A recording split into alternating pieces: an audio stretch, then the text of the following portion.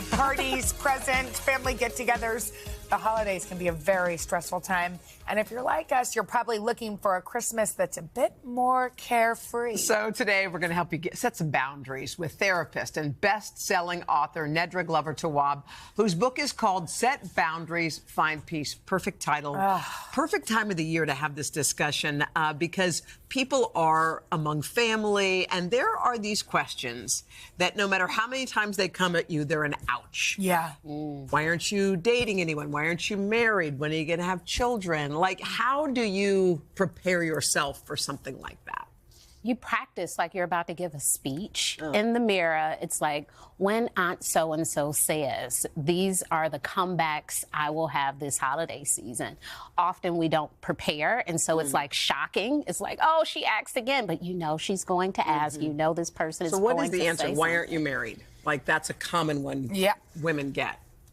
Do we even want to answer it? Because maybe we're still exploring that. So saying, I'm not ready to talk about it. You know, this is something I think about too, and I don't want to respond yet. Yeah. Yeah, it's simple. And is there a way that you can create a boundary within yourself to know that probably the person does not trying to come from a malicious place, that maybe it's just filling space, or they're reflecting their own things? Yeah, their intent wasn't bad. Yeah, maybe they want us to be happy, and their idea of happiness for us is to be partnered and to have children or to have a job we love. And so they're saying these things that's a reflection of what they think about happiness for us. Sometimes when I get an ouch like that, I try to think of, like, why was that so painful? Like, why am I upset by a simple question that somebody asked me? Is it because I do want a partner, kids, whatever the thing is? So sometimes it's a teaching. Yeah, like teaches you to figure out, like, what's up with me.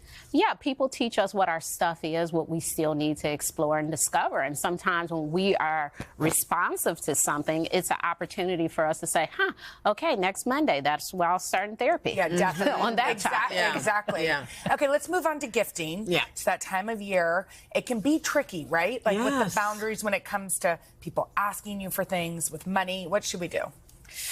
You know, I love to pull names, right? If you can't pull names, like if it's a large family, pull names. If you can't pull names, agreeing to buy only for kids, or we'll keep it in our household. But having some idea of this is what we'll do, we can start that conversation Black Friday so people aren't shocked when the holiday comes that they don't have a gift. So, you know, maybe you buy everybody something and other people don't. Like, is the expectation to receive? Or if we're in a position to give, is it just okay to give and not get anything? Well, sometimes it's hard when you're in a group and they're like, let's get a group gift, but you really either can't be in on it because you can't afford to be in on it. What's a way to sort of say, I love y'all, but I'm not gonna. I want to be at the party, but I'm not. Yeah, I don't have a gift to bring. I love what you just said. What? You know, I want to participate, but I will not be in the gift exchange. But if you need help with decorations or you need someone to help you make the punch, I'm the person. But I don't want to be involved in the gift exchange. Okay, let's talk about hosting. Yeah. A lot of people have families come into their homes. And sometimes it's the same patterns, right, that you see over and over again. How do we throw a boundary when it comes to that? Well, if you're aware that you don't want a particular family member or friend to stay with you, a way to respond to that is just to send them a list of hotels. Like, oh, my gosh, I'm so happy you're coming to New York. Here are a list of hotels near me. Right? Like, that's the indicator. Like, I'll see you. Right? Can you also just say, my house is full, there's no room in the end? Yeah, but won't people just figure out a way to, like, oh, we could just sleep on the couch, or the expectation, we don't mind, or the expectation is you give your room up. Sometimes I wonder if, like, there are certain subjects that rear their ugly head once a year, and it's like, oh, there that is again. And you know it's going to happen around Christmas time, so you see it coming. Let's say everyone's stomping all over your boundaries around Christmas time, but you know that that's when it happens, and then back to normal again. Is it sometimes okay to just go, this is when it rears its ugly head, we do it for a couple of days, and then we're back to life? It's okay to say, let's not talk about this. You know, I know it's been our pattern to talk about it in the past. It's not productive. It seems like a really stuck point for us. Let's save it to January 3rd. Let's take it away from the holiday. Yeah, and I think it's also one of the reasons why they rear their ugly heads, all of these things, is that many of us are going back into our childhood homes, and those same patterns are there. Unresolved stuff. All of a sudden, you're the little kid sitting at the dining room table. Is there anything you can do to prepare for that? Well, if you're the little kid sitting at the dining room table, you have to remember you're an adult now. Yeah. And the situation for you should be different. And so it is commanding the space and being an adult. And sometimes we expect our parents and our older siblings to release us from this little version of ourselves. But it's us. And it's us. Okay, It's us. you have a very cool deck of cards. I'd like to play this game. Called the Set a Boundary deck. Yes. So you pull something from here. Let's see what it says. We pulled it. What does it say? It says time boundary. You say yes to family invitations out of obligation, even when it's inconvenient.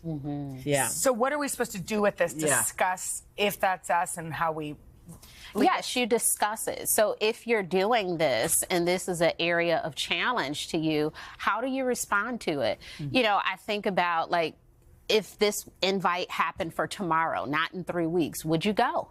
If they said, hey, tomorrow I'm having this thing, can you come? If it's like, no, maybe it's a no for 3 weeks too. Like, it sounds like something you're not deeply engaged in. So maybe it's okay to say no now. I think learning how to say no and being okay with it is a really important and not worry boundary. that you're hurting someone's feelings. I love you, but I can't do it. I can't do it. And it's not a no forever. It's no to this thing, but please keep me, you know, in the loop with whatever comes up next. Right. Except next year, do not ask me.